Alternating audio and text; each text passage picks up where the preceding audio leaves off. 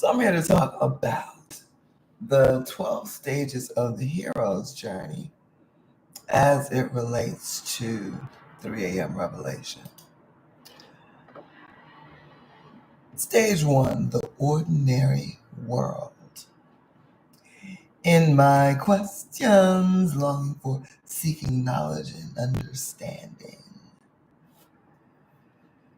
This is the ordinary world, the beginning, in the world of questions, introspection, and a yearning for something more, the quiet before the storm.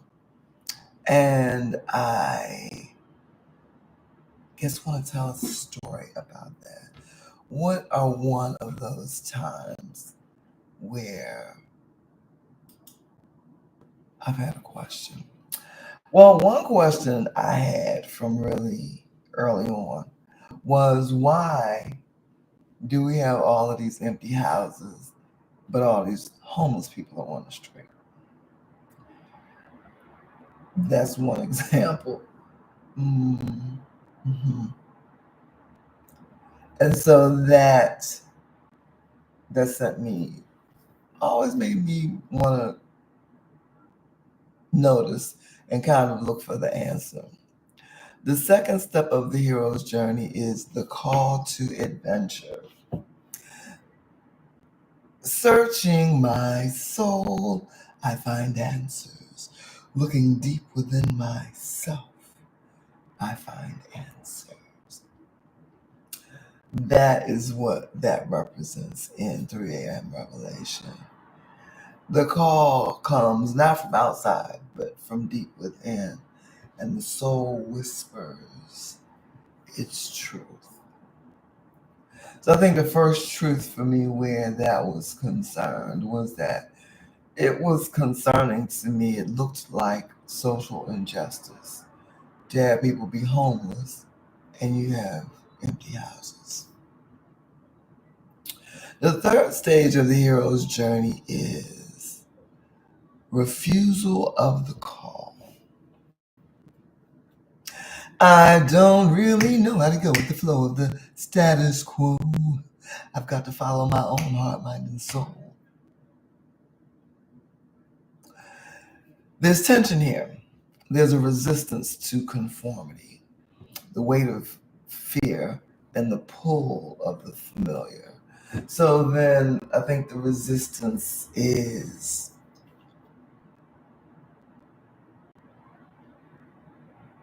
thinking this okay. Really, like, this is not okay. That is the refusal to go with the status quo and act as if that's okay and not question. And also think that something needs to change. The fourth stage of the hero's journey is meeting the mentors. It's reflected by this line from 3 a.m. Revelation. Poster child of oppression, I have had the fortune of being taught to love myself.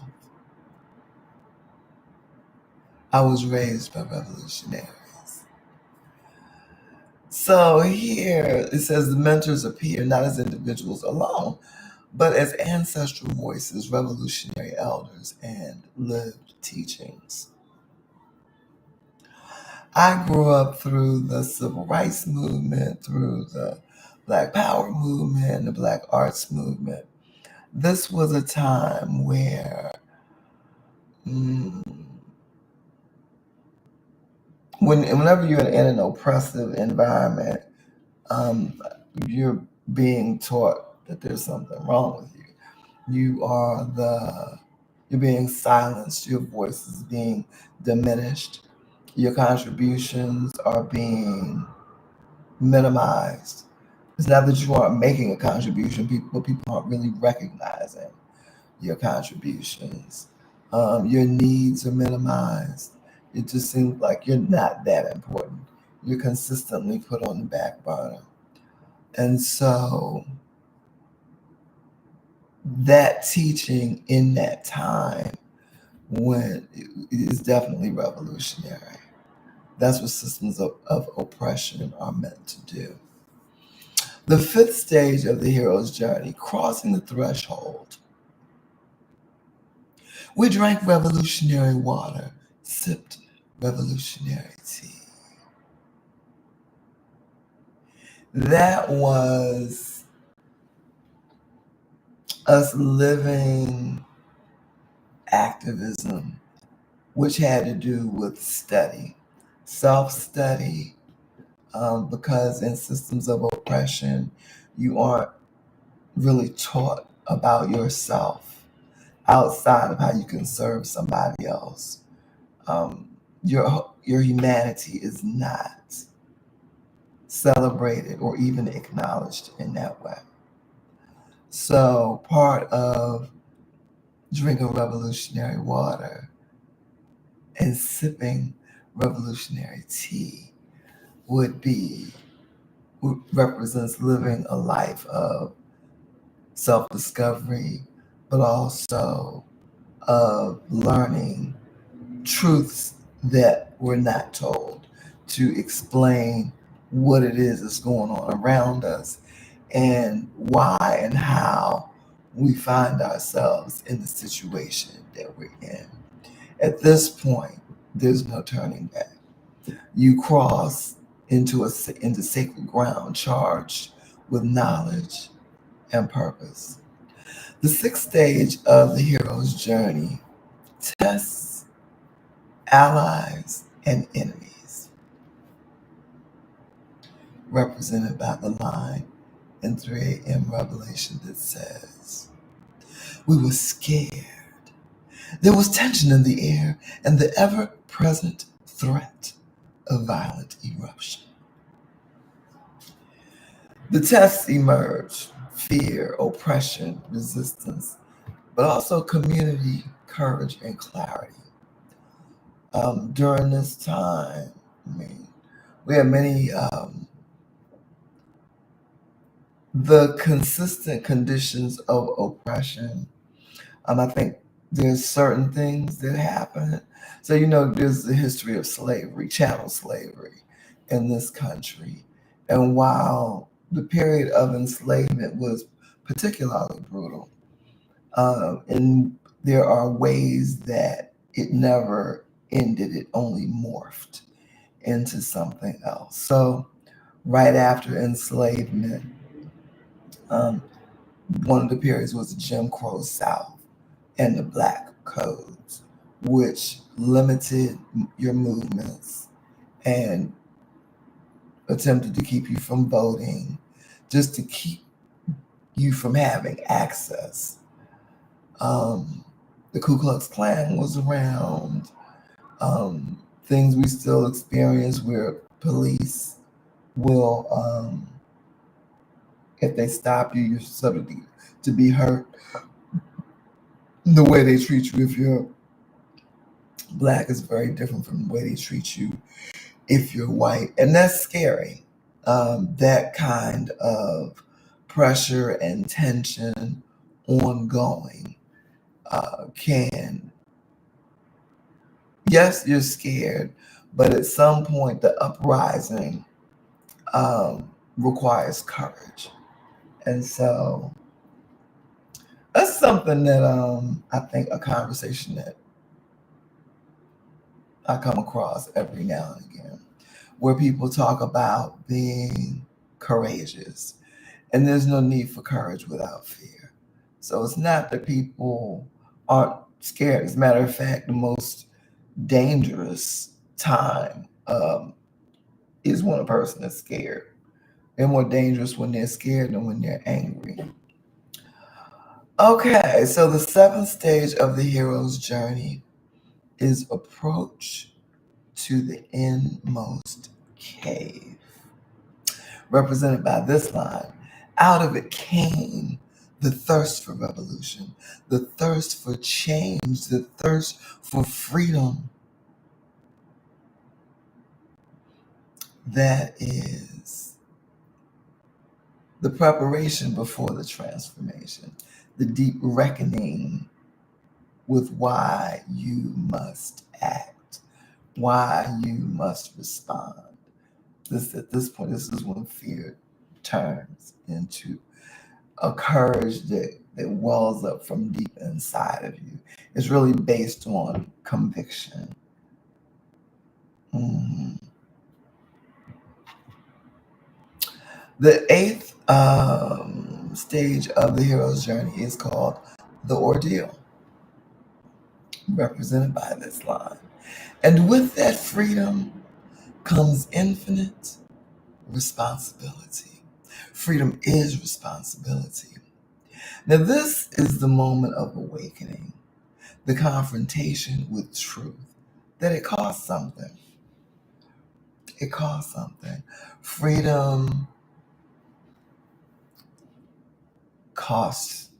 Freedom is not free, as they say. It's something that you have to fight for. I think this hero's journey outlines that pretty well.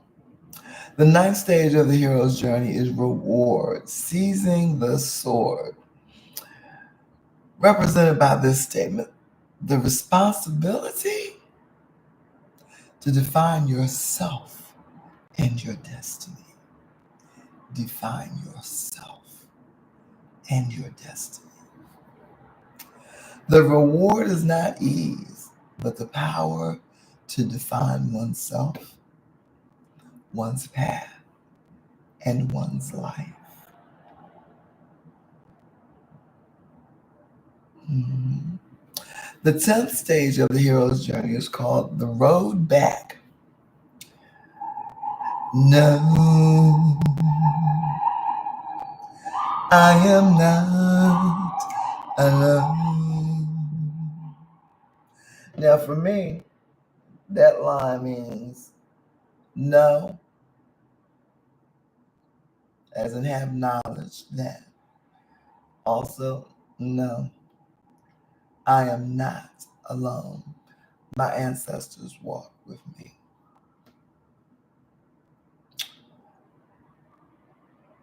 With insight comes return, but change with new wisdom to share.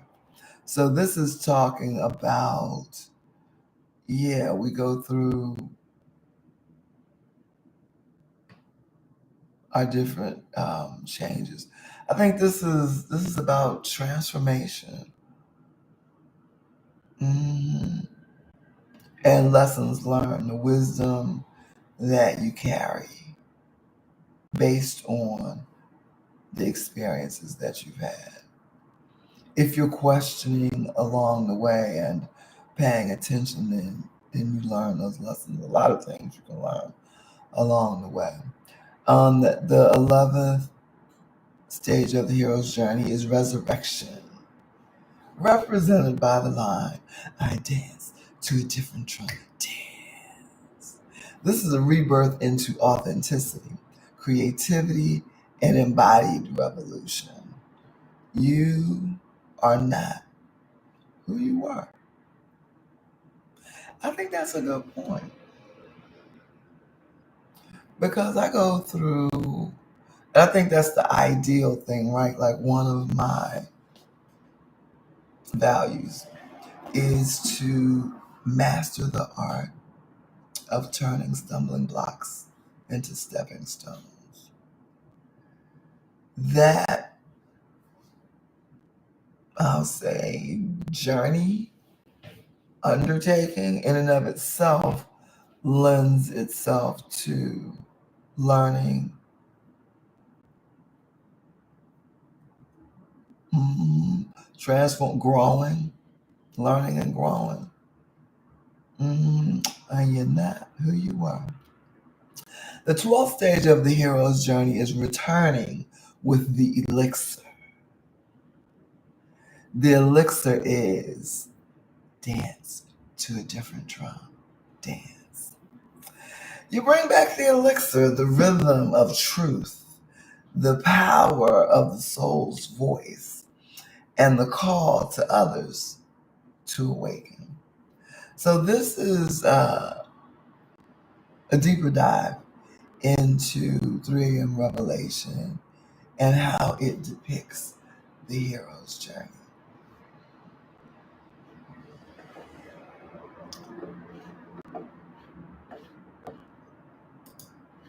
If you've gotten this far, thank you for listening. Please subscribe and give a thumbs up and a comment. Are any of these parts of the hero's journey familiar to you? Feel free to share in the comments.